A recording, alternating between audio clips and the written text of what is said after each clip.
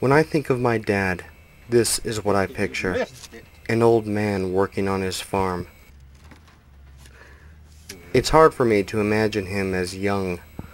My earliest memories of Dad are of a man in his mid-50s.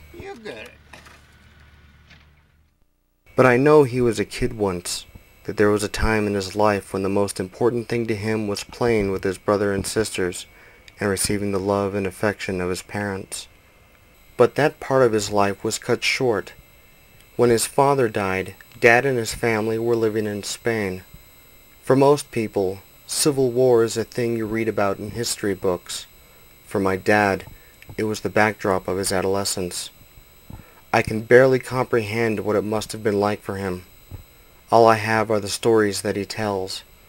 But the thought of having to give up school to work and support one's family at the tender age of 11 years old is something that scares me beyond belief. Dad was one of those people that loved to learn. He still is, but sometimes it's hard to see that through his work ethic.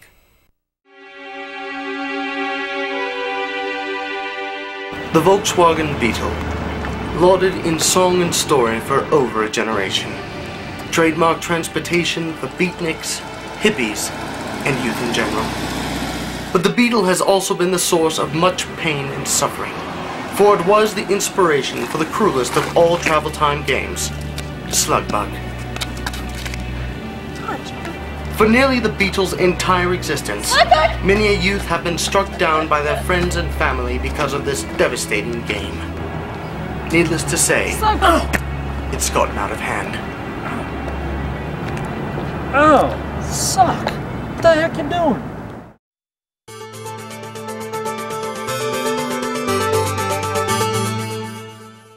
When I was in 5th grade. Even though you may not recognize him, if you get around Sanpete County, Utah, chances are that you've seen some of Jason Quinn's work. From portraits to storefronts, Jason has left his mark on the community and in the lives of his family and friends.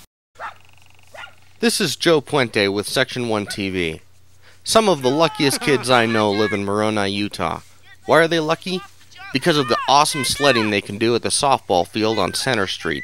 It's right across the street from the Bishop's Storehouse and just a short walk from the elementary school. I decided to take a stroll there one afternoon after a heavy snowfall to see how the kids were taking advantage of the weather.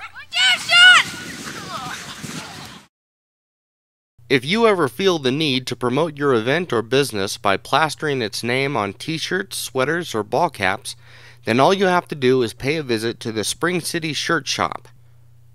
For years, this enterprise has been putting names on jerseys for local school sports teams and customizing uniforms for local businesses.